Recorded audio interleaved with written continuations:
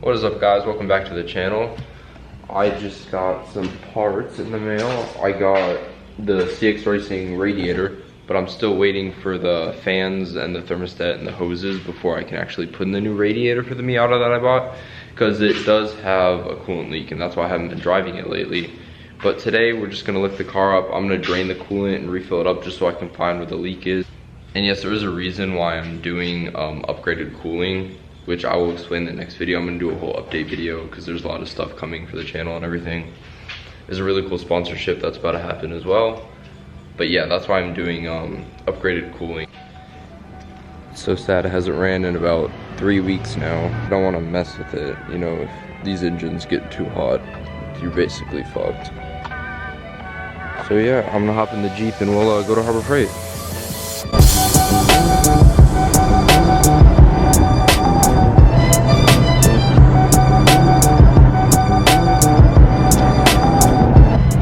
Actually not that bad to drive.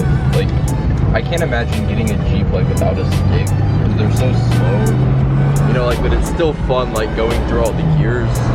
Even though you don't go anywhere, like you can be on the highway in 5th gear, like full throttle, and still like slowing down, you know, like it's still fun. All right, we just made it back. I got just some ramps because I've been having to jack the front of the car up, and it's so low you can't actually fit the jack under there, so this is just gonna make my life a little bit easier. Before we do that, we gotta move the Porsche, get that out of the way.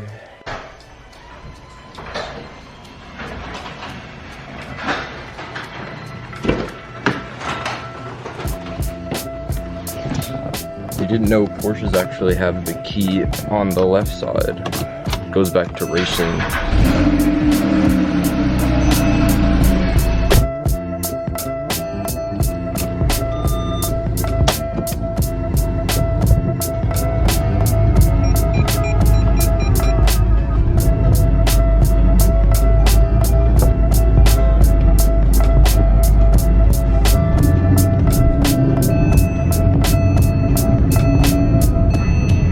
And now the MiATA gets to come in.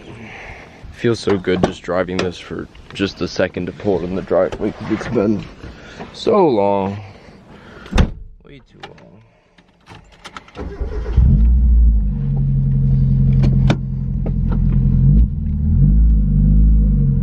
But yeah, the coolant leak is pretty big. There's been puddles everywhere I left the car, so I don't like driving it when it's like that.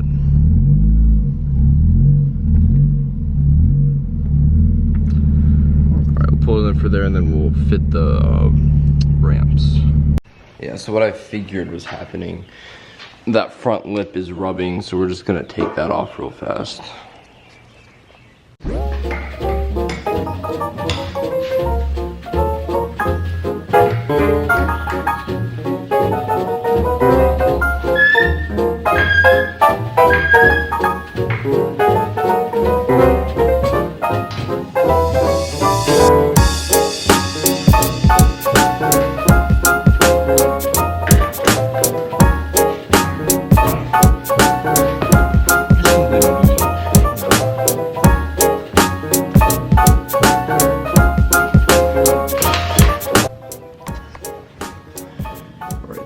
One bolt in here.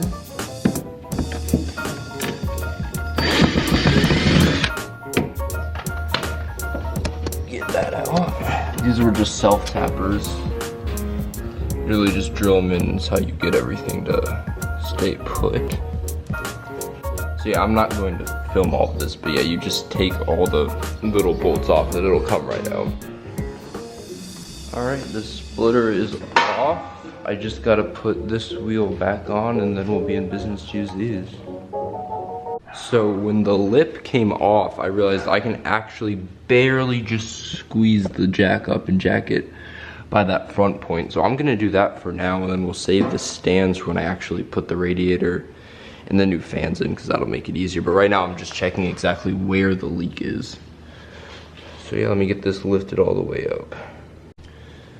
All right, I got it lifted up. We're just gonna take this under tray off so I can see a little bit better, like the lower radiator hose and whatnot.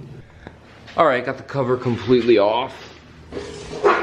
And from it appears like I I started the car, turned the air and everything, and it looks like it's leaking from the lower radiator hose right here. So I'm gonna flush the coolant out, take out the hose, retighten it, make sure there's no actual hole in the hose. It doesn't look like it's all the way on either. So I'm just gonna flush the coolant out, see what I can do. I'll put more coolant in. If that doesn't fix it, then once the new radiator fans and hoses come in, I'll just do that. So I'm gonna run to Advanced Auto Parts and grab some coolant and a bucket, and then we can get started with that.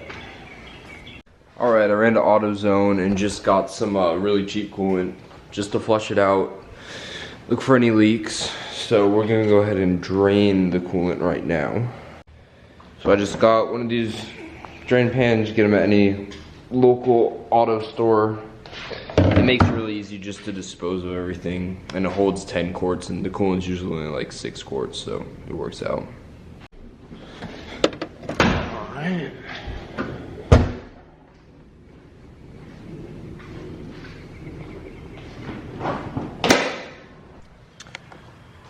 Alright, the drain plug is out, it's dripping, and then you usually have the actual, you do the drain plug so it's dripping so you can see exactly where it's gonna drip. And then once you take off the actual cap, I'll do it right now, it'll start to go just like that. Then you just line it up, don't make a mess like that, and just wait. Okay, so as you can see, it's been about 10 minutes and coolant's just starting to drip. So when that's finished, we're gonna take that lower radiator hose off and inspect it for leaks. Are you getting a new radiator or something? So I took the hose off and I don't see any leaks. So it could be the water pump seal is what I'm thinking, but that's for another day. So I just put the cap back on and then we're gonna fill it back up. Okay, so this takes 6 liters and these are gallons, so about almost 1.5 of these things.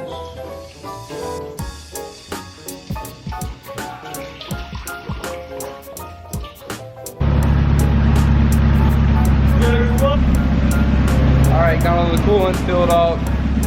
Just letting it run till it gets warm so the thermostat opens.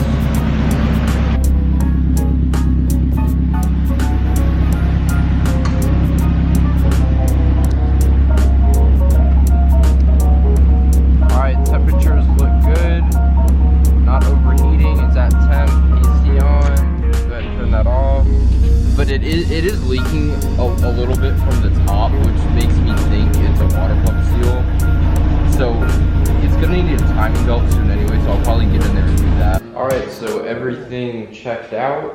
It's not leaking anymore from what I can see. It's probably gonna start again in a day or two. But for now, I'm just gonna lower it down and drive it around and make sure everything is okay. But that's it for today, guys. I'll be back in probably a day or two, and I'll give you guys a full update of some pretty big plans for this car, as well as Louis and some other people's cars. So stay tuned for that, and I'll see you. I fall in love too easily. I fall